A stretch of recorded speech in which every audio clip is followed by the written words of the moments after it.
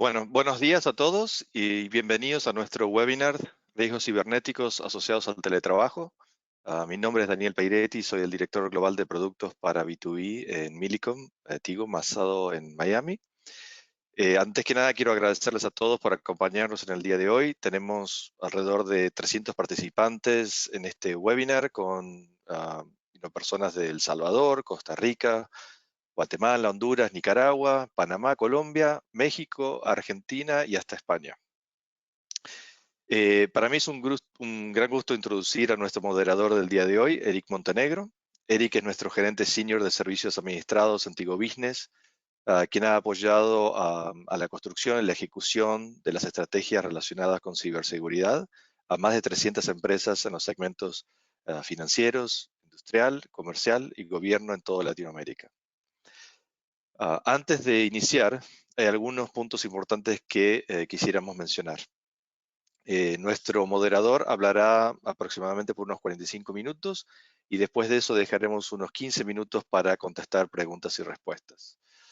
Si durante la presentación tienen alguna pregunta, por favor presionen o utilicen el botón que dice preguntas, no la que dice chat, ya que bueno, el de preguntas es justamente para que puedan enviarnos mientras se da la presentación. Y yo estaré uniendo todas esas preguntas en orden cronológico para que después las podamos responder hacia el final de la presentación. Nuevamente, muchas gracias por unirnos en el día de hoy y le cedo la palabra al señor Eric Montenegro. Hola a todos, buenos días. Muchas gracias, Daniel, por la presentación. Pues qué gran gusto estar aquí con ustedes presentando esta estrategia de riesgos cibernéticos en el teletrabajo. Vamos a tratar de utilizar un lenguaje neutral porque tenemos público o audiencia de múltiples áreas dentro de las organizaciones. Tenemos gente, directores financieros, informáticos, dueños de empresas, y entonces vamos a tratar de que la información llegue a cada uno de ustedes. Bueno, arrancamos con esta pregunta. ¿Está segura tu información al hacer teletrabajo? La idea es de que posterior a este webinar ustedes tengan las herramientas necesarias para poder crear e implementar una estrategia que asegure el bien más valioso dentro de las organizaciones, que es su información. Bueno, vamos a dividir el webinar en 3 partes. La primera, vamos a hablar un poco del entorno de la ciberseguridad ahora con el tema del coronavirus. Todas las estadísticas que vamos a ver tienen relación de los últimos 2 meses y son relativas al coronavirus y teletrabajo. Posterior a las estadísticas y algunas noticias, todas públicas, por cierto, vamos a hablar de una estrategia, cómo definirla y posteriormente cómo generar un diagnóstico y cómo implementarla en las organizaciones a las que ustedes representan. Entonces, damos inicio con una noticia que salió en Forbes el mes de abril, que fue hace un mes, ¿verdad? Y es un ciberataque de denegación de servicio que irrumpió todos los pagos del COVID-19 del Servicio Italiano de Seguridad Social. Italia estaba dando un subsidio a toda la población afectada de 600 euros y en esa página las personas podían ver si ellos estaban o no en la lista para poder utilizar ese subsidio. Y entonces los hackers lo que hicieron fue que botaron la página para afectar a la entrega de ese subsidio. Luego, el phishing. Vamos a hablar, esto es súper famoso y es el ataque más conocido y más registrado en los últimos 2 meses y básicamente es como una pesca. Phishing en inglés, eso es lo que significa, y se dispara buscando credenciales de Office 365, tratando de hacer suplantación de identidad para fines de fraudes financieros. Eso, ¿cómo funciona? Es algo muy sencillo y básicamente lo que está pasando es de que nos llegan correos de Netflix, por ejemplo, porque como ahorita todo el mundo está muy atento al streaming, entonces que tenemos que renovar el contrato o que metamos nuestras credenciales porque es tiempo de cambiar el password. y cuando nosotros, o que hay que actualizar nuestro número de tarjeta de crédito porque se venció. Y cuando nosotros hacemos esas actualizaciones, lo que sucede es que estamos metiendo nuestra información en un sitio que realmente es de hackers. Están tomando la información de nuestras tarjetas de crédito y luego las venden en el dark web para poder hacer fraudes cibernéticos. Otro ejemplo de ataques fue que en Santa Cruz, Bolivia, investigan robo, alteración y publicación de datos de enfermos de COVID-19. Esto pasó también el mes pasado, en abril. Y lo interesante de todo esto es que no solamente robaron la información de las bases de datos del Ministerio de Salud, sino que además alteraron los datos y publicaron los datos alterados. Entonces, imagínense la tragedia que es eso, porque tal vez el listado de gente infectada con coronavirus va por 1000 personas y pues agregaron otras 1000 o 2000 y entre la lista vaya uno de nuestros familiares o nosotros mismos, empezamos a tener problemas sociales derivado de una falsa información publicada en los medios. Y esto es público y salió en los tiempos de Bolivia. Luego, aquí hay otra información que salió en La Razón en abril también. Es un hackeo informático que deja sin servicio a 6 medios de comunicación españoles y direcciona a toda la gente que, digamos que nosotros nos vamos a conectar a un diario español y lo que hacía era que nos direccionaba hacia un sitio malicioso en donde se instalaba software de virus en nuestras computadoras para luego tomar control de ellas o robar la información. Aquí hay otro ejemplo de una empresa o un grupo de hackers que se hace llamar Dark Hotel, que hackea al mayor proveedor de VPNs chinos, que se llama Sanf, por una vulnerabilidad de día cero. Imagínense, en esta época de coronavirus, todos necesitamos conectarnos a nuestras oficinas a través de medios seguros, y un medio seguro es una VPN, porque cifra la comunicación entre la computadora que yo tengo en mi casa y la oficina. Y entonces el proveedor más grande de este medio de transmisión fue hackeado, y cuando tú querías conectarte desde tu casa e instalar el VPN en tu computadora, realmente lo que estabas instalando era un malware. Y ese malware lo que hacía era tomar control de tu computadora y podía tomar control de la información que estaba en tu computadora también. Y esto fue público también el mes pasado. Toda esta es información de los últimos 2 meses. Entonces son ataques que están pasando en la vida real y de los que tenemos que cuidarnos. Aquí hay otro gran problema que generó mucho ruido. Con la cuarentena se incrementaron el uso de las redes sociales y TikTok no fue la excepción. De hecho, con el gran uso que tuvo TikTok, pues entonces empezó a ser un foco de atención para los hackers, y por varios fallos de ciberseguridad se podía hackear y suplantar. El ataque más conocido era que suplantaban la identidad por ataques de SMS spoofing, y lo hicieron también en la Organización Mundial de la Salud, donde la vulnerabilidad fue conocida por Check Point.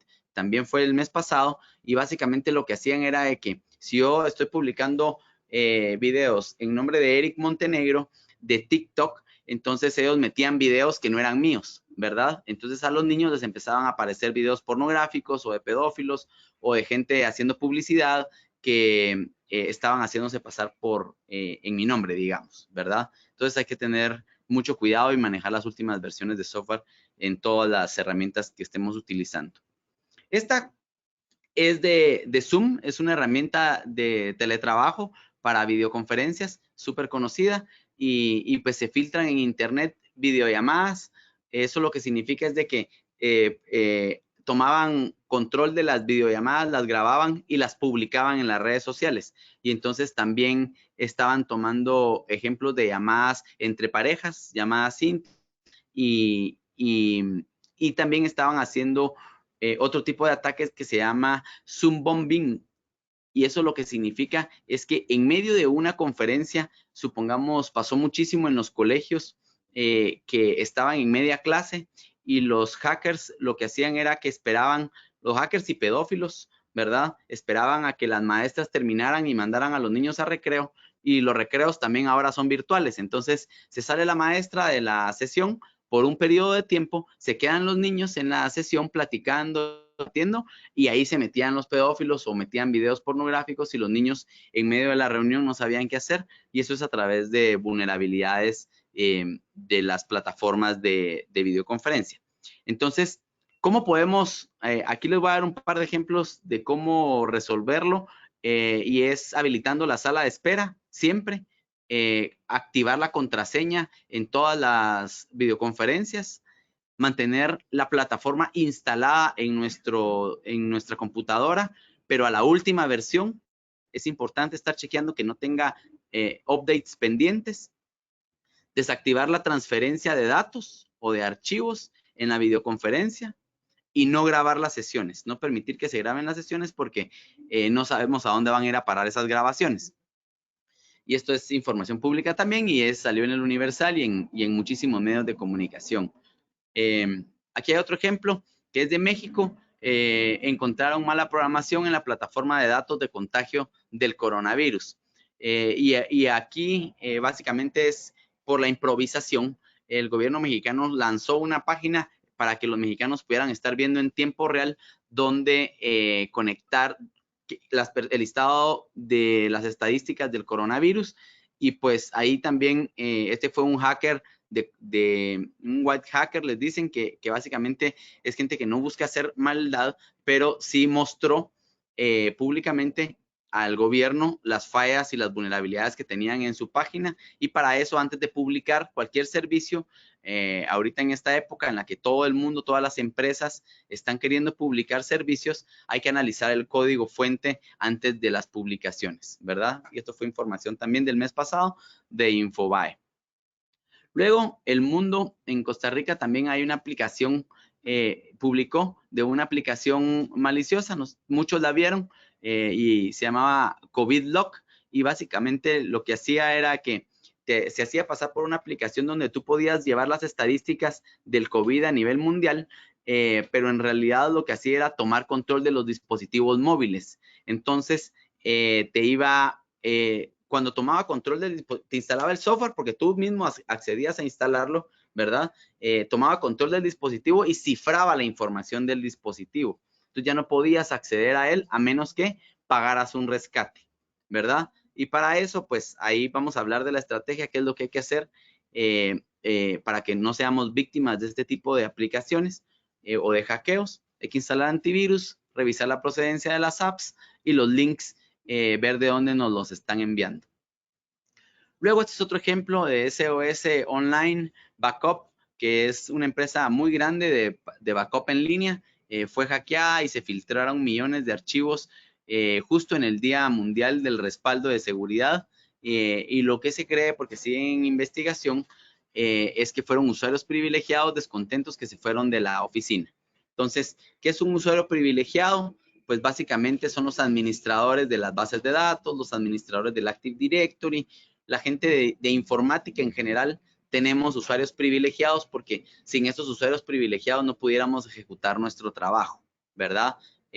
Pero también hay que monitorear qué es lo que hacemos nosotros como usuarios privilegiados dentro de la red para que este tipo de cosas no sucedan. El Departamento de Salud de los Estados Unidos no fue la excepción. También sufrió un ciberataque de denegación de servicio en medio de la crisis del coronavirus.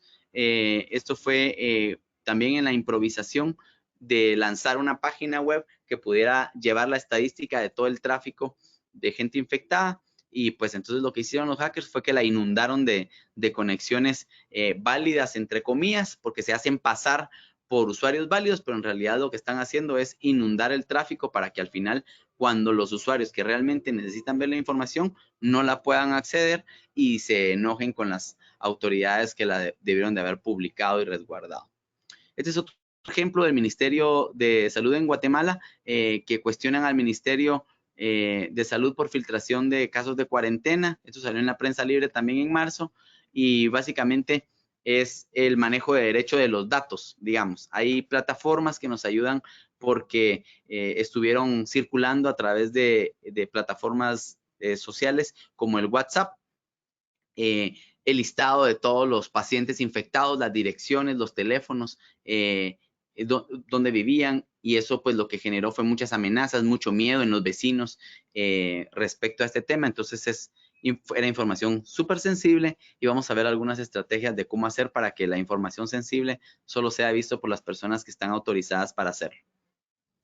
Y aquí hay un dicho que lo sacaron en BitLife Media, que dice teletrabajo improvisado, ransomware asegurado. Ransomware básicamente es una palabra compuesta. Ransom es un rescate y ware es software, entonces es un software de rescate. Y básicamente es un malware o un virus, digamos que lo que hacen los hackers es tomar control de la computadora para que ya no puedas acceder a ella y cifrar la información para que tampoco puedas acceder a la información. Entonces hace esas dos grandes males cosas, o esas dos grandes maldades, más bien dicho. Y únicamente puedes recibir las llaves, porque es un cifrado, para poder descifrar esa información si pagas por un rescate.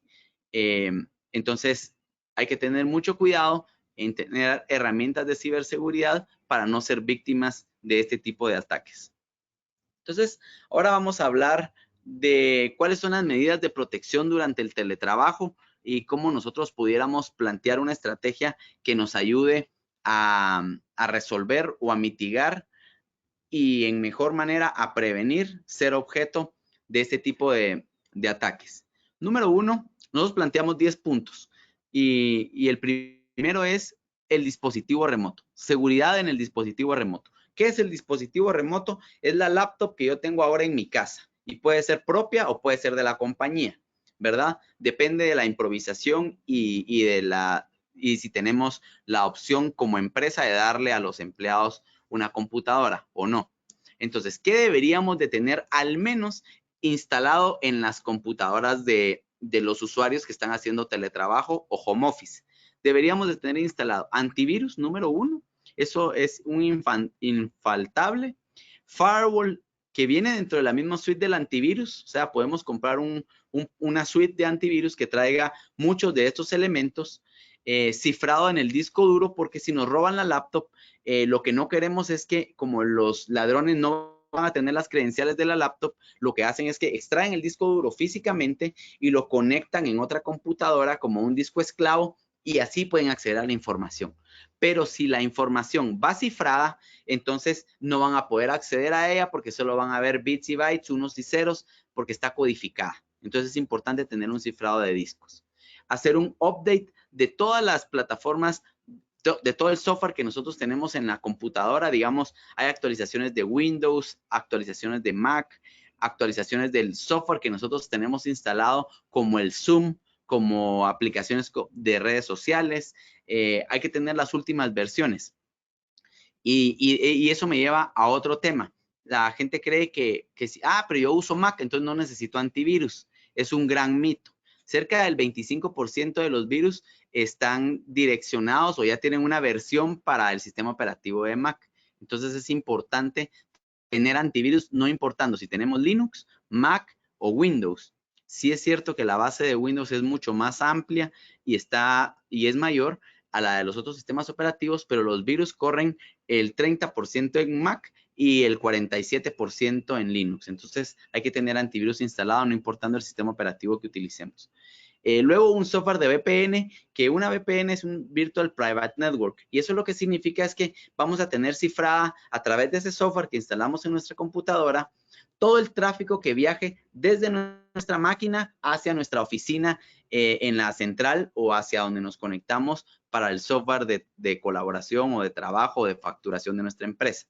Entonces hay que tener cifrado el tráfico para evitar un ataque que se llama hombre en el medio o man in the middle, que lo que hace es como que pincharan la conexión entre tu computadora y la red de la oficina, y entonces pueden ver tus credenciales, lo que viaja, porque hacen como una Y, digamos. Entonces se conectan a través de ella y si no va cifrada la información, van a poder acceder a todos los datos que viajen en texto plano a través de ella.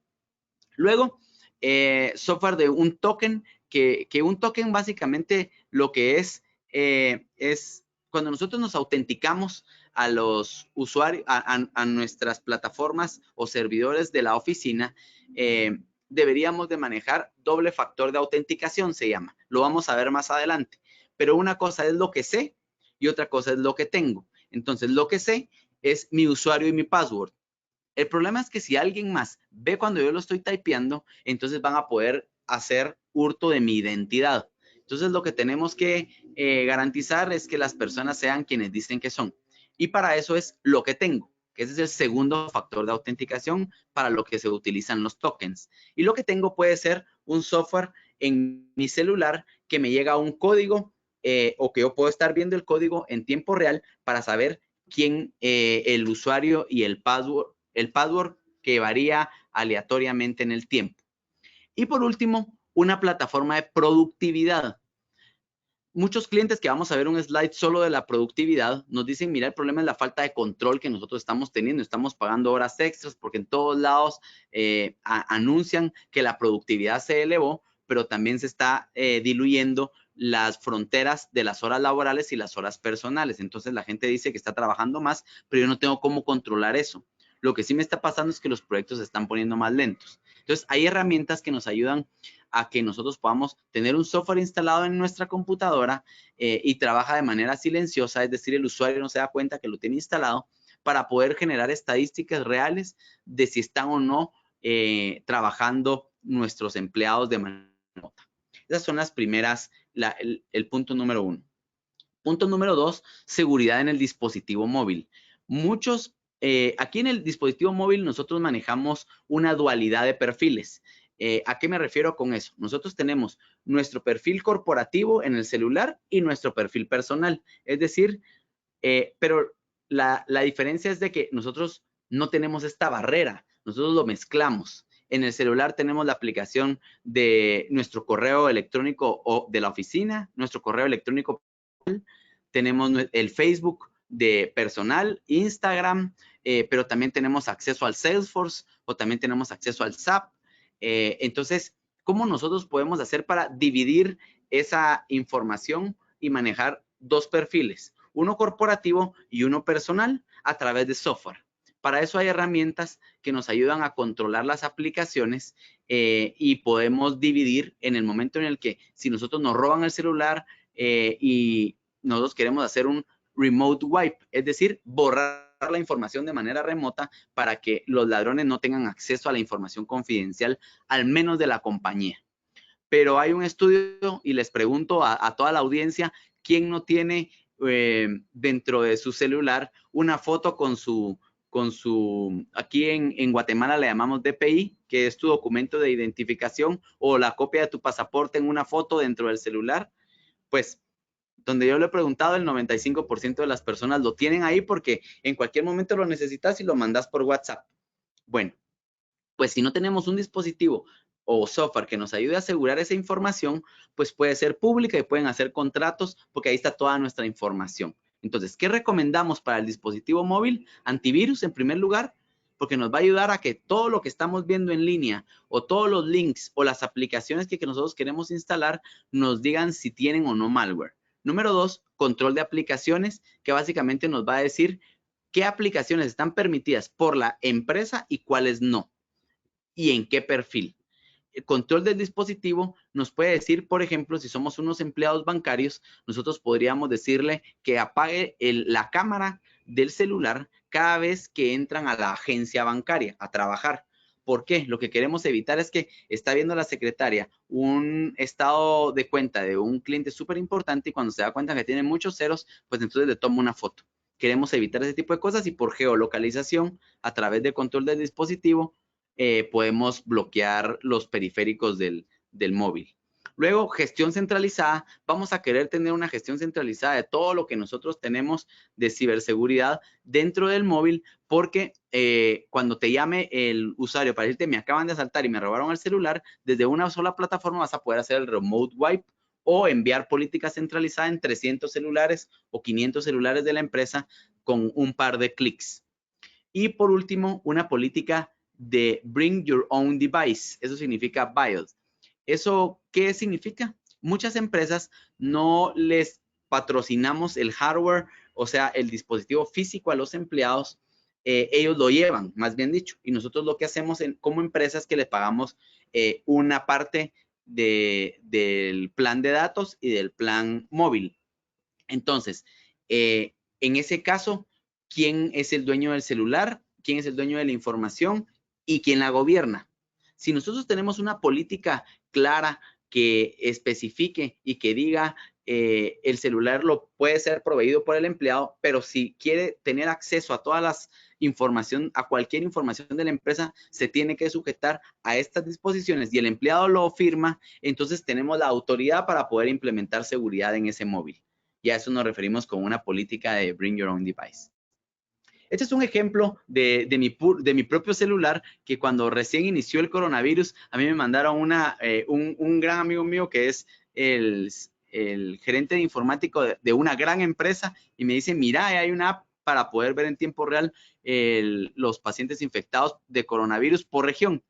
Y entonces, imagínense, él era el director de sistemas de una gran empresa de más de 5,000 empleados. Y yo, que trabajo en ciberseguridad, dije, qué chilero, excelente, lo vamos a instalar. Lo instalé y cuando lo instalé, tenía el software de antivirus y me dice, esta aplicación entra en una categoría que típicamente lo que hace es que suplanta la identidad de los usuarios. Entonces, no hay un gran riesgo, no la instalamos y la bloqueamos.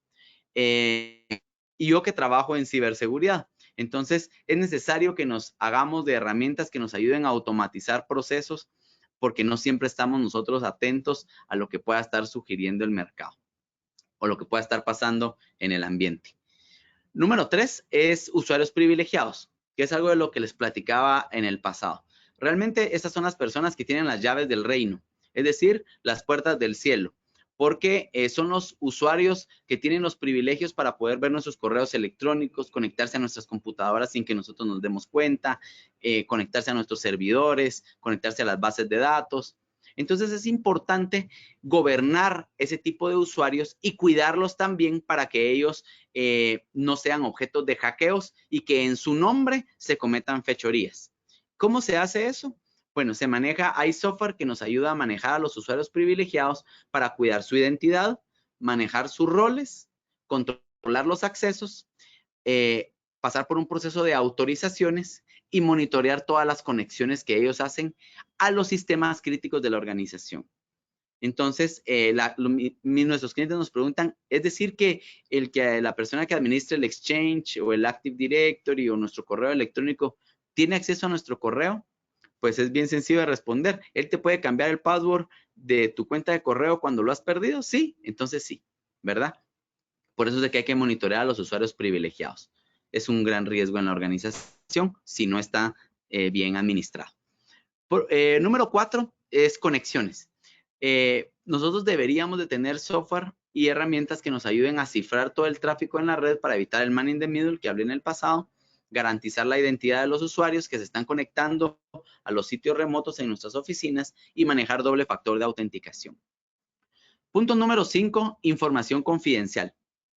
¿A qué nos referimos con información confidencial? La información nosotros deberíamos de garantizar al menos 3 grandes cosas en la ciberseguridad. Y es la integridad de la información, que es que la información no sea alterable. Es decir, que no nos pase lo que le pasó en este caso al gobierno de Bolivia, que es público, ¿verdad? Por eso lo puedo mencionar, en donde tuvieron acceso a la información los hackers y la alteraron, agregaron un listado de personas que realmente no estaban infectadas. Tenemos que garantizar que esa información no se pueda alterar.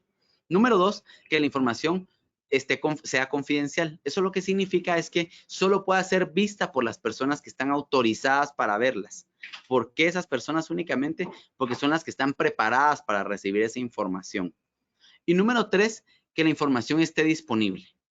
Hay un dicho que dice, la seguridad es enemiga de la comodidad. Entonces tenemos que mantener un equilibrio entre que la información sea íntegra, esté confidencial, pero que también esté disponible, es decir, que nuestros clientes tengan acceso a esa información cuando la necesiten, porque de nada nos sirve que el dueño de la información sepa que no se va a alterar, que nadie más la va a ver, si él tampoco la puede tener disponible para tomar las decisiones que tiene que tomar y avanzar en su negocio. Entonces hay software que nos ayuda a manejar que la información no se pueda, digamos que hay un documento muy importante, digamos que es el listado de los pacientes de coronavirus, porque es público, que no se puede imprimir, que no se puede enviar por mail, que no se puede enviar por WhatsApp, que no se puede hacer print screen. Entonces, cuando una de esas cosas o variables se detonen, que nos mande un email a un departamento, a un centro de gestión, para que eso genera un ticket y se le informa a todas las áreas que deben de estar sabidas de que esa información están tratando de sacarla de nuestra organización. Punto número 6, que tiene que ver con la ciberseguridad, porque va atado a un par de herramientas de seguridad que nos ayudan a evaluar la productividad. Y aquí hay 3 grandes requerimientos de nuestros clientes.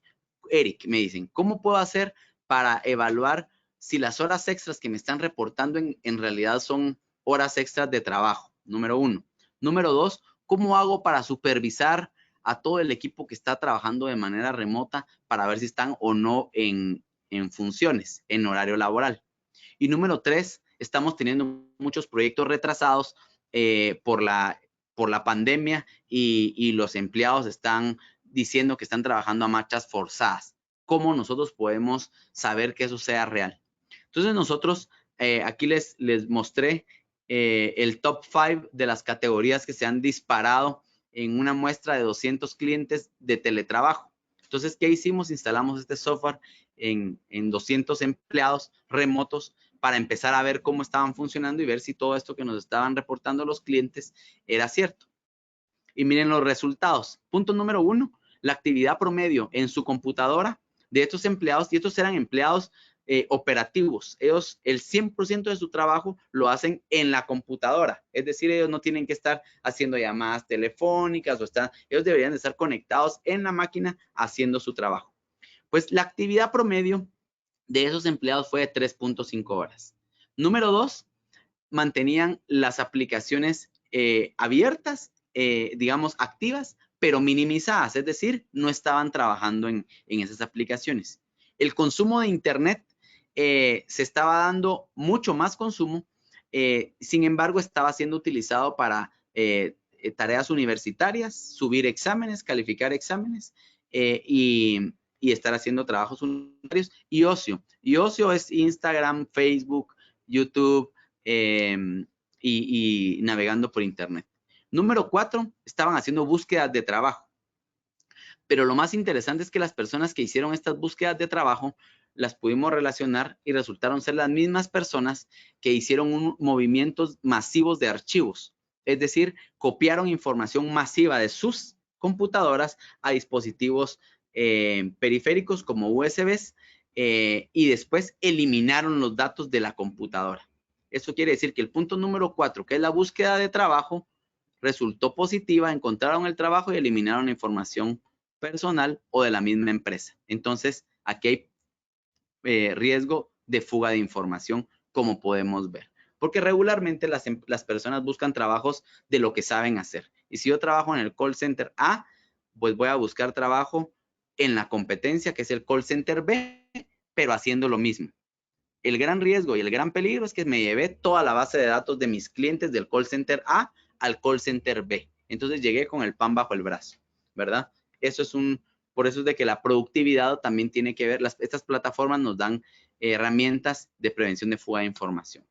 Punto número 7 es monitorear y gestionar los accesos remotos y las aplicaciones a las que los usuarios se están conectando y los usuarios privilegiados, como bien lo mencionamos anteriormente. Y esta es una fotografía de nuestro Operation Center. Este está en Ciudad de Guatemala, que aprovecho la publicidad o el foro para contarles que recientemente acabamos de ser certificados como por ISO 27001, que es un estándar de ciberseguridad que básicamente lo que engloba es que nosotros cumplimos con todas las normas y estándares internacionales para garantizar la confidencialidad, integridad y disponibilidad de la información de nuestros clientes y no tenemos acceso a más información de la que deberíamos de tener. Entonces, es el primer SOC certificado en Centroamérica en ISO 27001 y pues está al servicio de todos nuestros clientes. Administramos más de 48,000 dispositivos, llevamos ahorita ya, gestionado desde acá y pues lo ponemos a sus órdenes. Luego, el punto número 8 es crear una política de teletrabajo, porque nosotros podemos tener herramientas de teletrabajo y darnos cuenta que sí, en efecto, estaban robándose la información confidencial, pero si no hay una política que diga que eso es prohibido, no tenemos una herramienta en recursos humanos para poder despedir a esta persona utilizando la ley como de respaldo. Entonces, si hacemos una política en donde la información confidencial es confidencial, que no se puede compartir, que no se puede imprimir, pues, y lo firman los empleados o se asume su aceptación a través de un correo electrónico enviado y leído, entonces con eso podemos accionar con todas estas plataformas que les estoy presentando. Pero es importante tener esto porque son las herramientas que necesita el área administrativa en recursos humanos y la gestión, el CEO, para poder accionar en contra de las personas que están queriendo robar información o haciendo mal uso de las herramientas. Punto número 9 es un ethical hacking periódicamente. ¿Qué es un ethical hacking? Es básicamente ponernos en los zapatos de un hacker, nosotros, digamos, el área de ciberseguridad de Tigo en este caso, como ejemplo, y nosotros hacemos un hackeo ético, controlado, de manera programada con ustedes como clientes, en donde decimos cuál es su postura de seguridad al público en general o al Internet. ¿A quiénes le deberíamos de hacer este tipo de hackeos? Se los deberíamos de hacer al menos ahorita a estos 4 elementos. Todos los servicios que tengamos en cloud, sea el cloud público o privado, a las aplicaciones web porque están públicas, a los servidores internos y a los usuarios privilegiados. ¿Por qué a los usuarios privilegiados? Porque si alguien logra hackear un usuario privilegiado, va a tener las llaves del reino. Punto número 10. Que es el último de los controles, es seguridad en la nube. Y para la nube hay 3 tipos de categorías o 3 tipos de servicios. El infraestructura como servicio, software como servicio y plataforma como servicio.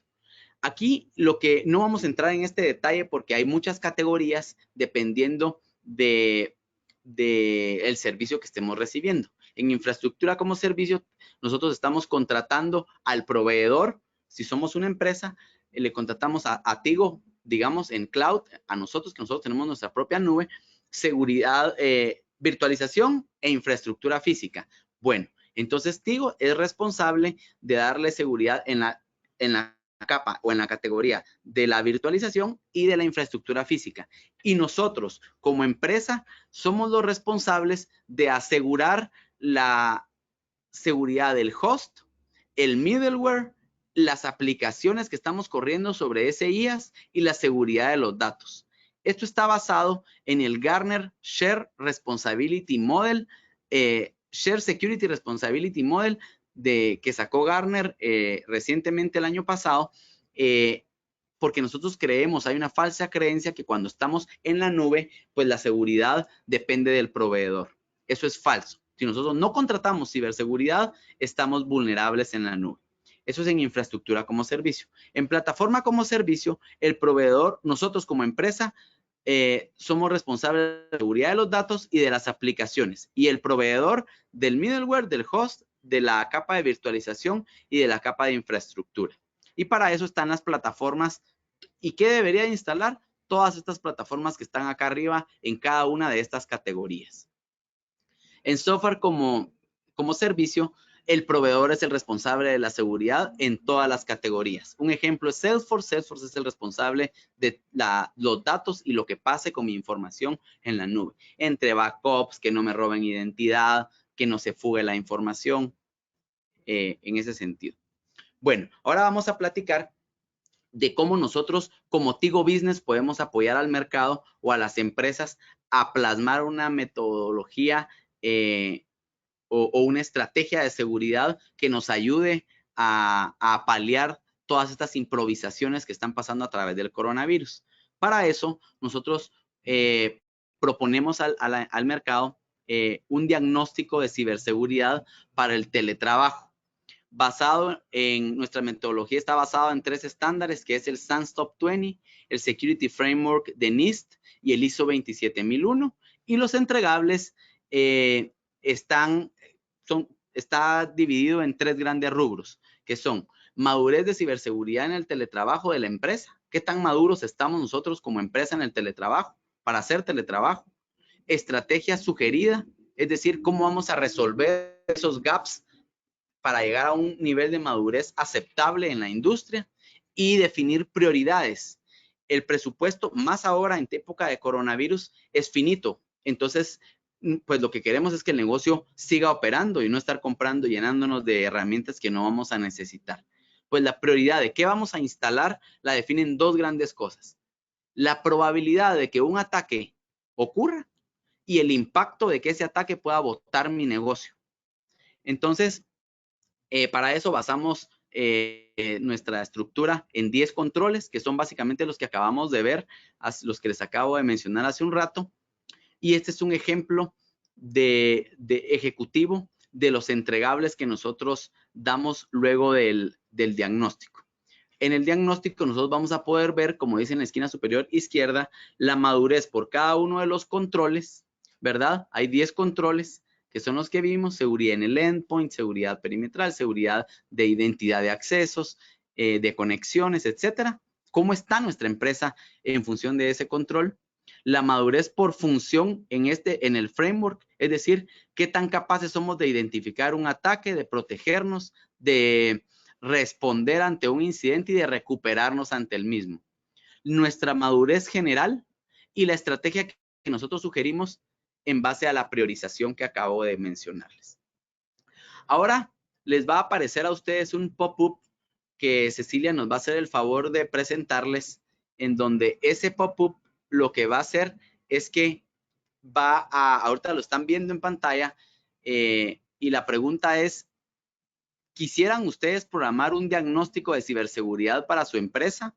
Entonces, pueden responder que sí o que no. Los invitamos a que respondan que sí, para que nosotros podamos acercarnos a través de su ejecutivo de Tigo Business y podamos programar una cita con uno de nuestros especialistas y podamos correr una serie de preguntas que nos van a llevar hacia el diagnóstico para poder generar una estrategia y poder implementarla por prioridades.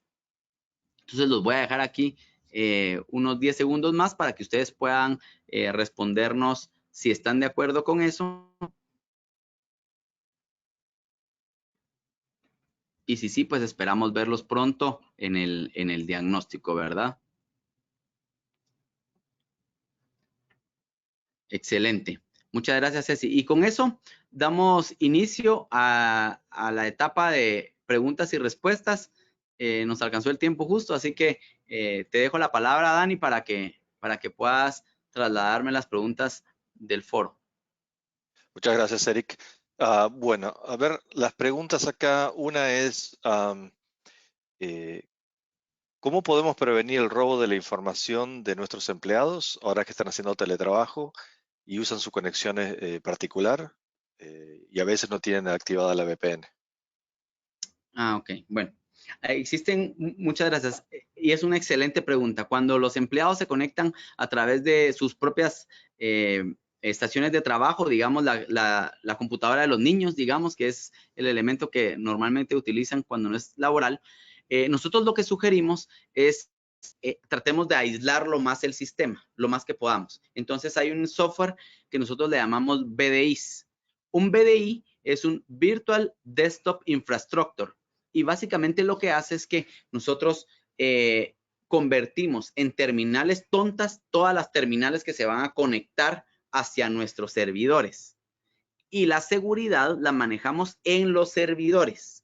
Ya no nos preocupamos tanto del punto remoto, en lugar de eso nos preocupamos del punto centralizado, porque al punto centralizado, que digamos que es mi reloj, se van a conectar miles de usuarios remotos desde dispositivos de casa, ¿verdad? De los que no tenemos control. Entonces, ¿a qué pasamos? A controlar el reloj o la muñeca. Entonces, le instalamos software de prevención de fuga de información a los servidores o al servidor desde donde se está ejecutando la BDI. BDI es BD virtual, ¿verdad? Virtual Desktop Infrastructure.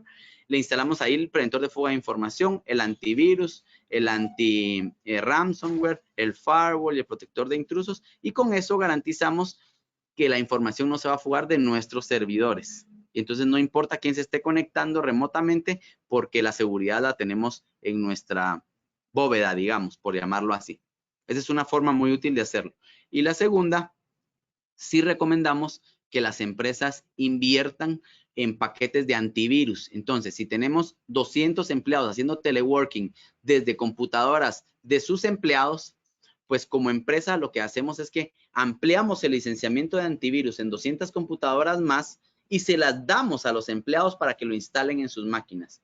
Porque lo que sí puede pasar es que si una máquina de un empleado remoto se satura de virus y empieza a generar conexiones, muchísimas conexiones, te estoy hablando de 2 millones de conexiones por minuto, va a botar el BDI que tenemos en la central.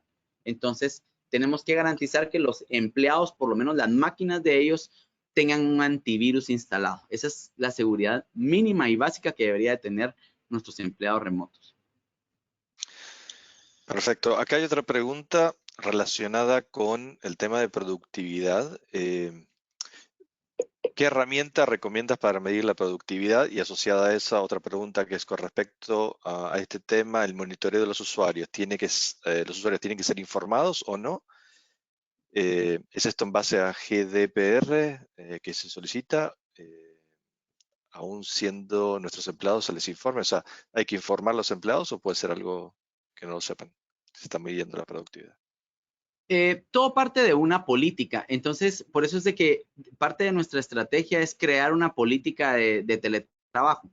Entonces, en la política de teletrabajo, los empleados deberían de firmar que pueden ser objeto de grabaciones, así como cuando nos llaman de un call center, que dicen que esta llamada puede estar siendo grabada por motivos de calidad, pues es importante notificar que estas sesiones pueden estar siendo grabadas por motivos de seguridad, ¿verdad? Entonces, si nosotros lo informamos, eso va a estar pegado a estándares internacionales porque si no podemos entrar en un delito, ¿verdad? Por estar abriendo, depende del país en el que estemos y de las regulaciones por las que se rija nuestro negocio. En términos generales, lo voy a resumir a que con una buena política en donde nosotros notifiquemos que sí pueden ser objeto, porque al final lo vamos a estar monitoreando a todos, ¿verdad? Nos cubrimos en esa parte. Ahora, ¿qué herramienta nosotros sugerimos? Nosotros utilizamos múltiples fabricantes. Uno de ellos puede ser el fabricante ESET, que tiene un software muy bueno que se llama Safetica. Ese software permite manejar, ese lo distribuimos nosotros en Tigo Business y depende de un par de variables. Lo que les recomiendo es que se comuniquen con su asesor de ventas y él les vamos a hacer un traje a la medida que se apegue a las necesidades de la empresa. Pero en términos generales, así es como nosotros lo manejamos. Perfecto. La otra pregunta acá es sobre antivirus, que se recomienda tanto para móviles en Android o PCs o computadores, y cuáles seguros son los que son gratuitos o se prefiere usar los pagos. ¿Y cuál se recomendaría? Nosotros en la unidad de ciberseguridad de Tigo recomendamos que sean antivirus de paga, porque lo que no se paga no tiene ninguna garantía, ni garantía de que te están espiando o que te van a robar la información, ni tampoco garantía de soporte técnico. Entonces, nosotros sugerimos que sea un antivirus de paga y pues nuevamente ahí nosotros hacemos un traje a la medida, preparemos una visita con su asesor. Nosotros vendemos múltiples marcas, vendemos ESET, que ya lo había mencionado anteriormente en productividad, también lo vendemos en anti-malware o antivirus, vendemos McAfee, que también lo vendemos, somos de los distribuidores más grandes de todos los fabricantes que vendemos, vendemos Sophos, también es un antivirus y todos están en el cuadrante de Gartner, son líderes en la industria. Vendemos Microsoft también, que también es líder del cuadrante de Gartner. Entonces, realmente es relativo y depende del licenciamiento. Es decir, digamos, nosotros tal vez ya tenemos un licenciamiento con Microsoft y el licenciamiento de Microsoft es tan grande que incluye el antivirus. Muchas veces no lo sabemos, pues por eso es importante que nos asesoremos, porque tal vez no tiene costo el implementarlo en toda la red, porque ya pagamos por la licencia del Office 365 más completa, que ya lo trae incluido. Ese trae el antivirus, el preventor de fuga de información, anti-spam, etcétera, ¿verdad? Perfecto. Otra pregunta acá en relación a cómo podemos validar o cómo los clientes pueden validar los temas del ISO 27001, la certificación y los procesos como cliente.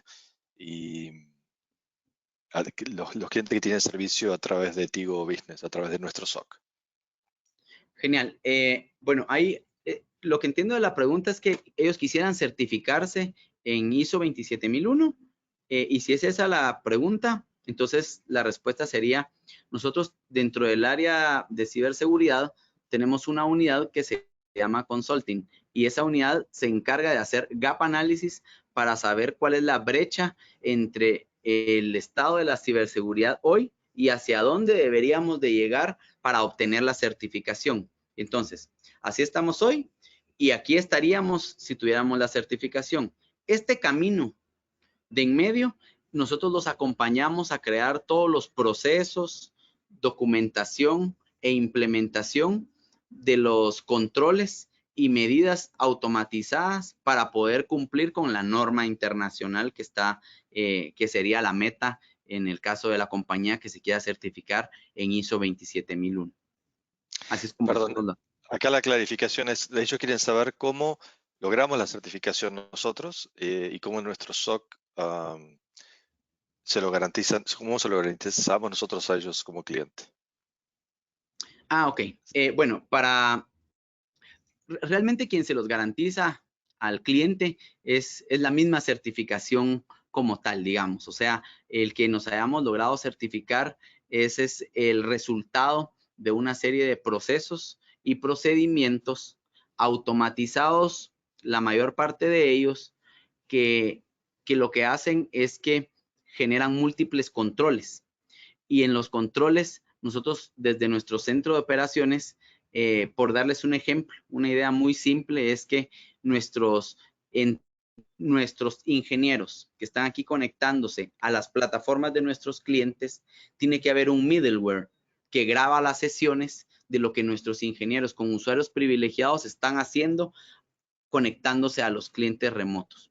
Ese es un pequeño ejemplo de todos los controles en los que nosotros tenemos que cumplir, y entonces nuestro ingeniero nunca tiene acceso a las credenciales finales del cliente.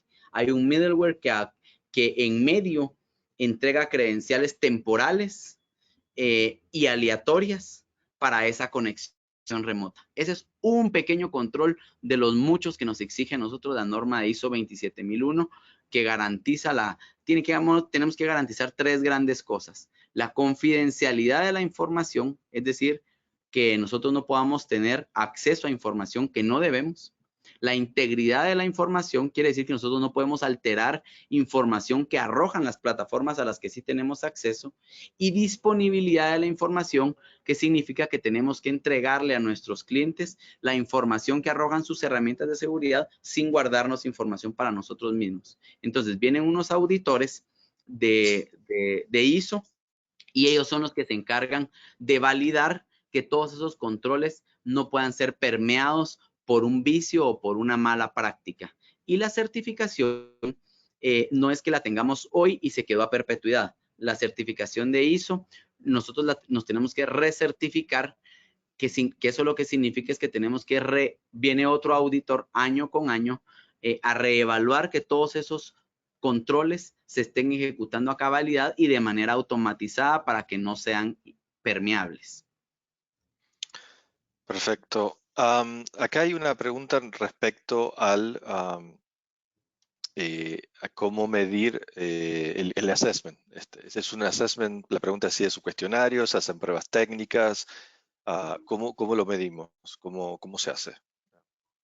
El assessment inicial, el diagnóstico de teletrabajo, es un cuestionario que básicamente lo que hacemos es que nos entrevistamos con las personas que son dueños de la información, es decir, con los administradores de red, con los oficiales de seguridad, y hacemos lo mismo que hace un auditor, solamente que llegamos y preguntamos. Bueno, por darte un ejemplo, seguridad en el endpoint. Tenés seguridad en el endpoint, y en seguridad en el endpoint cubrimos 10 elementos o 20 elementos. ¿Cuál de estos elementos tenés? Entonces le hacemos las preguntas, ellos nos dicen, validamos que en efecto las tengan, y si las tienen, obtienen una calificación dentro de ese control. Luego nos pasamos al siguiente control, seguridad en la nube. Y entonces vemos en infraestructura como servicio, por ejemplo, que vimos que ahí la seguridad es con una responsabilidad compartida. ¿Cuáles de estos 20 controles tenés en seguridad de la nube? Entonces ellos nos responden y con eso se genera la calificación.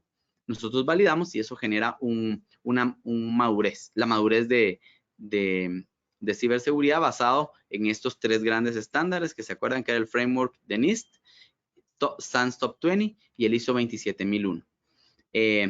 Con eso generamos un índice de madurez, luego nosotros recomendamos un plan de acción y le asignamos prioridades por las 2 variables que mencioné.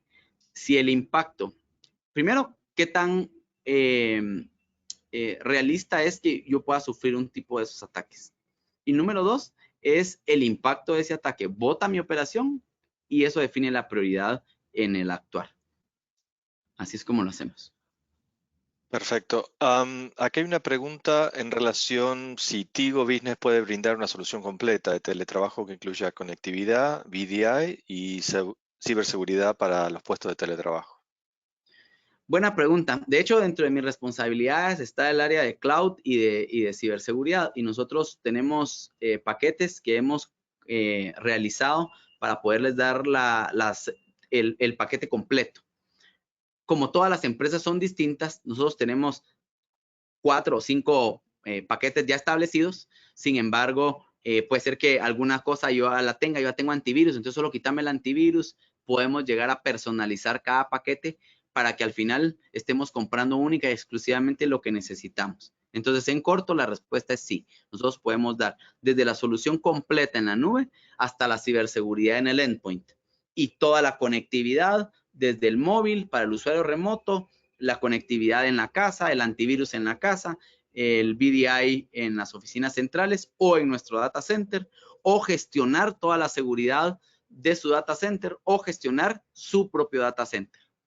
Entonces, en corto, sí. La otra pregunta acá es, ¿cómo es la forma correcta de iniciar y gestionar el tema de la seguridad dentro de una compañía de forma gradual? ¿Qué sugieres? Nosotros lo que sugerimos es que si es seguridad para este momento, que arranquemos un diagnóstico de teletrabajo que nosotros, del pop-up que le salió ahí. Si no lograron responderlo, no se preocupen, escríbanle a su ejecutivo de ventas en el país en el que ustedes estén y nosotros lo programamos con un especialista. Si es para este momento. Si es en términos generales, post-coronavirus, en general, nosotros ya tenemos un diagnóstico que tiene más controles, realmente tiene 40 controles, no solamente 10, y es un poco, y tiene un grado de acción más amplio porque permite ver otras aristas del negocio que en el teletrabajo no se disparan. Entonces, en este momento, utilizar el diagnóstico de teletrabajo y en largo plazo, el diagnóstico general que nosotros también proveemos. Y lo pueden coordinar de su ejecutivo. La otra pregunta es, ¿cuánto tiempo lleva o se tarda en implementar una solución para segurizar los móviles de los colaboradores, de los empleados? Eso es realmente muy rápido. Nosotros lo que hacemos es que tenemos, por eso es de que nos hacemos valer de herramientas como el Active Directory, herramientas remotas para poder hacer el push sin tener que estar en el dispositivo conectado. Entonces, eso pudiera ser cuestión de 3 o 4 días. En términos generales, si queremos incluir el tuning, en una semana tenemos ya los usuarios gestionados desde el antivirus, el MDM, que es el control de dispositivos periféricos y control de aplicaciones, gestionada de una manera centralizada. Yo te diría que en una semana, una vez hayamos terminado los trámites administrativos de la contratación, nosotros técnicamente podemos hacer esas instalaciones. Perfecto. Y esta es la última pregunta, hay bastante más preguntas, es en referencia a la experiencia con Office 365. ¿Qué tan expuesto, basado en tu experiencia, está Office 365? Bueno, más que de la plataforma del Office 365, de lo que les voy a hablar es de de que nosotros ya estamos expuestos. O sea, el Office 365 lo que está haciendo nada más es habilitando servicios para permitir la movilidad de los usuarios. Es decir, estamos compartiendo archivos, estamos compartiendo correos electrónicos, estamos expuestos al Internet. Entonces, lo que nosotros sí deberíamos de tener es una estrategia para asegurar todo el entorno en la nube, y el entorno en la nube incluye el Office 365. Nosotros, una empresa típica, digamos una transnacional, como es el Foro, lo que tiene es una nube híbrida entre todos sus sistemas. El correo electrónico y el Office lo tiene en la nube, digamos, en una nube pública como la de Azure o Windows. Tiene su core bancario, digamos, on-premise, y tiene tercerizado su data center, digamos, su plan de continuidad de negocio en nuestro data center, que es una nube privada, ¿verdad? Entonces, esas tres cosas hay que basarse en el Share Security Responsibility Model de Gartner e ir evaluando cada control, porque requiere un análisis profundo para ir asegurando todas las aristas de la infraestructura que nosotros vamos habilitando para darle más movilidad a la operación de nuestro negocio. Perfecto. Bueno, hay varias preguntas en relación a este webinar. Después de este webinar ustedes van a recibir un correo con la grabación de este webinar donde van a poder ver la presentación y poder verlo de nuevo, y también con una encuesta para poder calificar al mismo. Vamos a cerrando la parte de preguntas y respuestas. Los que respondieron que sí, que querían tener el assessment y también están interesados, contacten a su ejecutivo de cuentas para hacer ese assessment, ese diagnóstico.